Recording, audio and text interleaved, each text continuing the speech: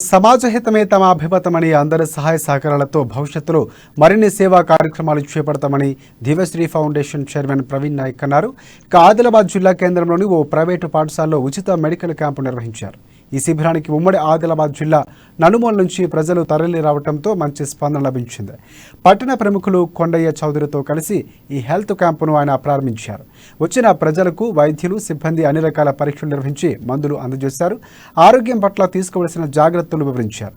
ఈ కార్యక్రమంలో పాఠశాల నిర్వాహకులు, సామాజిక కార్యకర్త బండారు దేవన్న తదితరులు పాల్గొన్నారు.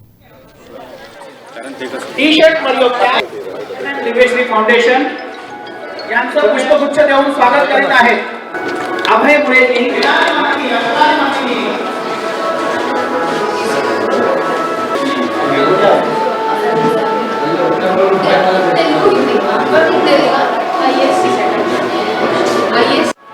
మా ఆధ్వర్యంలో జరిగిన ఎన్నో కార్యక్రమంలో ఉచిత సేవలతో పాటు ఎన్నో గ్రామాల్లో తిరిగి చూసినప్పటికీ ప్రజలు ఇబ్బందిలో ఉన్నప్పుడు రూపాయి లేక బాధపడుతున్నారు.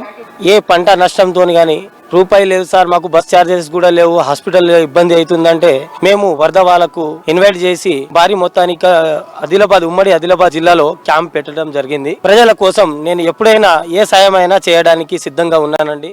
మా ఆధ్వర్యంలో జరిగిన ఎన్నో కార్యక్రమంలో